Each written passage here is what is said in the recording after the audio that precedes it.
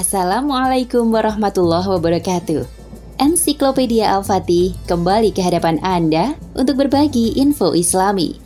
Semoga menginspirasi aktivitas Anda hari ini. Dan jangan lupa klik tombol subscribe dan aktifkan notifikasi tombol lonceng agar tidak tertinggal berita terbaru dari Ensiklopedia Al-Fatih.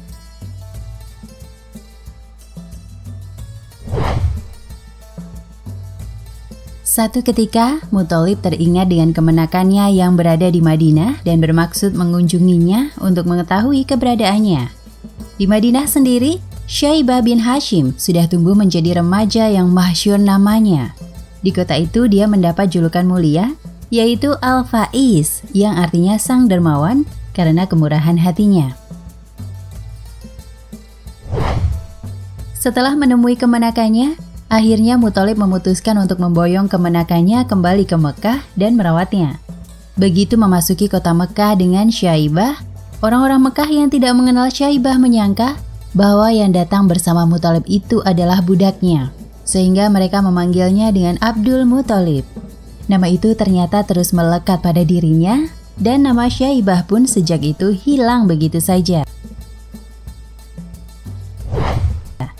Di sisi lain, gugatan Bani Umayyah terhadap Bani Hashim atas pengelolaan Sikaya dan Rifada terus berlangsung. Gugatan ini lalu berkembang menjadi persaingan antar kedua partai terkuat kaum Quraisy tersebut. Bahkan tak jarang menjadi perselisihan. Satu-satunya hal yang membuat Bani Hashim tetap dipercaya masyarakat untuk mengelola Sikaya dan Rifada karena Muthalib cukup mampu meneruskan tradisi kedermawanan dan kecakapan Hashim.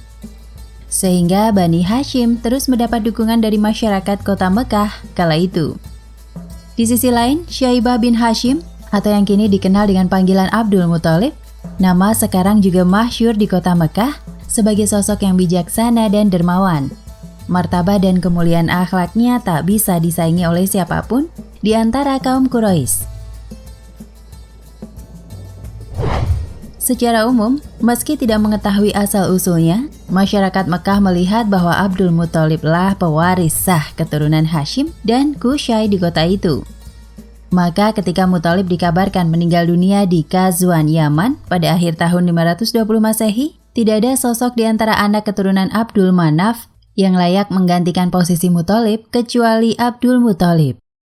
Meskipun Bani Umayyah yang saat itu sudah masuk pada kepemimpinan Harb bin Umayyah begitu ingin mengambil posisi tersebut, namun nyaris tidak mungkin bagi mereka menampilkan sosok yang mampu menyaingi kompetensi Abdul Muthalib.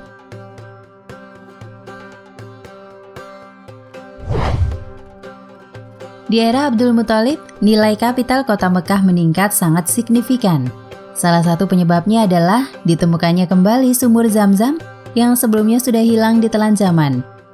Terkait bagaimana kisah penemuan kembali harta karun di kota Mekah ini, redaksi GhanaIslamika.com pernah mempublikasikan salah satu serial tulisan berjudul Abdul Muthalib Menggali Sumur Zam-Zam. Untuk kepentingan artikel ini, berikut kami papar kembali kisah tersebut.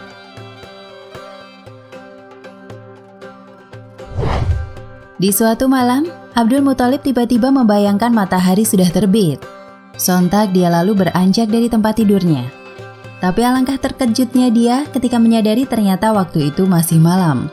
Dia keluar dari kemah, lalu melihat keheningan yang luar biasa menyelimuti gurun pasir yang membentang.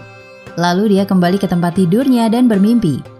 Ada suatu yang memerintahkannya melakukan hal yang sangat penting. "Galilah Zam-Zam," kata suara tersebut. Namun dia bingung memahami apakah itu Zam-Zam. Abdul Muthalib lalu bangun untuk kedua kalinya. Dia tidak bisa tidur lagi, hanya berusaha memahami maksud dari mimpinya. Di tengah keheningan malam itu, dia keluar dari kemahnya sambil mengingat-ingat tentang satu kisah kuno soal sebuah sumur pertama di kota itu. Konon sumur itu memancarkan air yang segar setelah leluhurnya, Ismail, menghentak-hentakkan kakinya ke bumi. Tapi sumur itu sudah tidak digunakan dan akhirnya ditutup seiring perjalanan zaman. Abdul Muthalib mencoba menerka, lalu apa nilai sumur itu sekarang? Bukankah sudah cukup banyak sumur di kota ini? Bahkan air di kota Mekah sejauh ini bisa mencukupi untuk melayani para peziarah yang datang ke kota itu. Namun perintah dalam mimpinya begitu nyata dan dia tidak mungkin mengabaikannya. Persoalannya, letak sumur kuno yang dimaksud itu sekarang posisinya tepat berada di antara dua berhala dari berhala-berhala yang biasa disembah oleh masyarakat setempat, yaitu di antara berhala yang bernama Ashaf dan Nalah. Berhala ini tidak hanya disembah oleh masyarakat Mekah, bahkan peziarah yang datang pun ikut mengagungkannya. Akan terjadi resistensi yang luar biasa bila dia memaksakan diri membongkarnya demi untuk menggali sumur tua yang dia dapat melalui mimpinya. Tapi dorongan perintah itu demikian kuat, hingga mau tidak mau Abdul Muthalib pun melaksanakannya.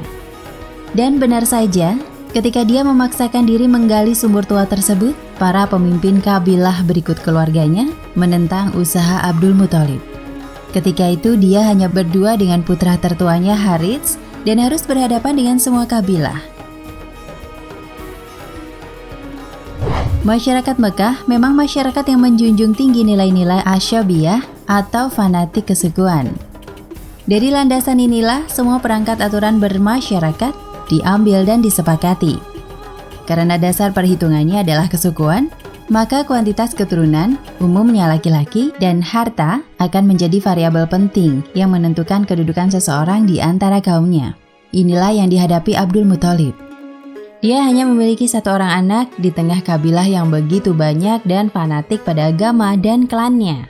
Sedang misinya adalah menggali sumur yang letaknya berada di antara dua berhala yang begitu dipuja dan diagungkan di kota itu.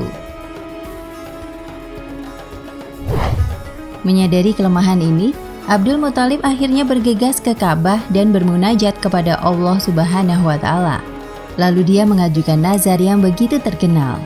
Ya Allah, jika aku mendapat 10 anak laki-laki dan mereka menginjak usia dewasa, sehingga mereka mampu melindungiku saat aku menggali sumur Zam-Zam, maka aku akan menyembelih salah seorang dari mereka di sisi Ka'bah sebagai bentuk kurban. Langit pun terbuka bagi nazar Abdul Muthalib. Satu persatu anaknya lahir setiap tahun, hingga akhirnya mencapai jumlah 10. Dan yang terkecil waktu itu bernama Abdullah, sosok yang paling cemerlang dari semuanya, dan Abdul Muthalib sangat menyayanginya. Seiring dengan bertambahnya jumlah putranya, bertambah pula kemasyhuran Abdul Muthalib. Anak-anak yang dimilikinya memang bukan orang sembarangan. Setiap mereka adalah pemuda-pemuda yang menonjol di masyarakat, baik dalam hal keberanian, ketangkasan, kecerdasan, kebijaksanaan, dan kemuliaan akhlak. Maka tidak mengherankan ketika itu, Abdul Muthalib dengan mudah menjalankan misinya menggali kembali sumur Zam-Zam. Tidak ada satupun kabilah yang berani menentang usahanya. Dan benarlah mimpi tersebut. Sumur Zam-Zam kembali memancar dan menjadi sumur yang paling produktif dengan jumlah air yang melimpah. Dalam waktu singkat, sumur ini menjadi aset yang paling berharga di kota Mekah. Keberadaannya membuat nilai strategis dan kapital di kota Mekah naik berkali-kali lipat. Abdul Muthalib menyadari adanya potensi perpecahan di kalangan kaum Quraisy bersamaan dengan ditemukannya sumur itu. Untuk itu, dia harus membuat terobosan untuk memitigasi bahaya tersebut. Nah, pemirsa Ensiklopedia Al-Fatih, sampai di sini perjumpaan kita kali ini. Semoga menginspirasi.